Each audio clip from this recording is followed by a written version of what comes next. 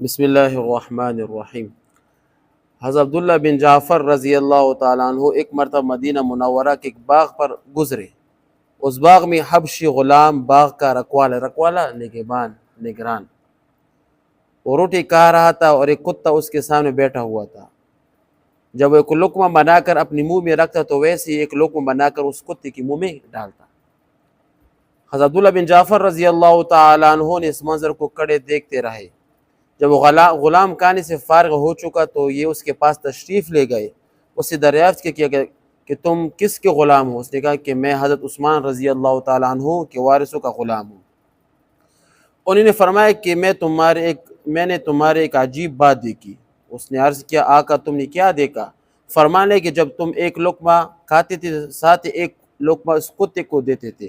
اس نے عرض کیا کہ یہ کتا کئی سال سے میرا ساتھی ہے، اس لیے ضروری ہے کہ میں کھانے میں بھی اس کو اپنا ساتھی رکھوں۔ انہیں فرمایا کہ اس کتے کے لیے تو اس سے کم درجے کی چیز بھی بہت کافی ہوتی ہے۔ غلام نے عرض کی کہ مجھے اللہ جل شانہ سے اس کی غیرت آتی ہے کہ میں کھاتا رہوں اور ایک جاندار آنکھ مجھے دیکھتے رہی۔ حضرت ابن جعفر رضی اللہ تعالیٰ عنہ اس سے بات کر کے واپس تشریف لائے اور حضرت عثمان رضی اللہ تعالیٰ عنہ کے وارثوں کے پاس تشریف لے گئے اور فرمایا کہ اپنے ایک عرض لے کر آپ لوگوں کے پاس آیا ہوں۔ انہوں نے کہا کہ یہ کیا ارشاد ہے؟ ضرور فرما دیے۔ آپ نے فرمایا کہ فلاں باغ میرے ہاتھ فروخت کر دوں۔ انہوں نے عرض کیا کہ جناب کی خدمت میں وہ ہدیہ ہے، ٹھیک ہے، اس کو بلا قیمت قبول فرما لیں کہ میں بغیر قیمت لینا نہیں چاہتا۔ قیمت طے ہو کر معاملہ ہو گیا۔ پھر حضرت ابن جعفر رضی اللہ تعالیٰ عنہ نے فرمایا کہ اس میں جو غلام کام کرتا ہے اس کو بھی لینا چاہتا ہوں۔ انہیں عذر کیا کہ وہ بچپن سے ہمارے ہی پاس پلا ہے، اس کی جدائی شاک ہے۔ شاک مطلب بہت بوجھل سا ہے، بوجھ ہے، ٹھیک ہے۔ مگر عبداللہ بن جعفر رضی اللہ تعالیٰ عنہ کے اصرار پر انہوں نے اس کو بھی ان کے ہاتھ فروخت کر دیا۔ یہ دونوں چیزیں خرید کر اس باغ میں تشریف لے گئے اور اس غلام سے فرمایا کہ میں نے اس باغ کو اور تم کو خرید لیا ہے۔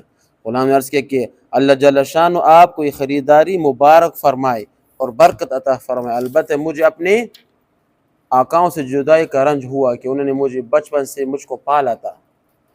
حضرت عبداللہ بن جعفر رضی اللہ تعالیٰ نے فرمایا کہ میں تم کو آزاد کرتا ہوں اور یہ باغ تمہیں نظر ہے، سارا کے سارا باغ غلام کو دے دیا۔ اس غلام نے عرض کیا کہ پھر آپ گوارا ہیں کہ یہ باغ میں نے عثمان رضی اللہ تعالیٰ عنہ کے وارث پر وقف کر دیا، پھر اس کو دے دیا۔ عبداللہ بن جعفر رضی اللہ تعالیٰ عنہ فرماتے کہ مجھے اس کے بات پر اور بھی تعجب ہوا اور اس کو برکت کی دعائیں دے کر واپس آ گیا۔ یہ تو مسلمانوں کے اسلاف کے غلاموں کے کارنامے ہیں، یہ اس کے غلام تھے اور ان کے اسلاف کے کیا کارنامے ہوں گے۔ افسوس آج کل ہمارے نوجوان اس کارناموں کو بھول چکا ہے۔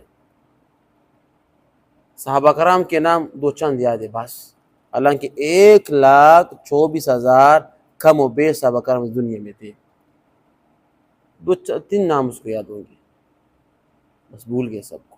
حالانکہ ہر صحابی ستارے کے مانند تھے۔ آپ نے فرمایا نا کہ میرے صحابہ کیا ستاروں کے مانند، جس کی پیروی کی وہ ہدایت پا گیا۔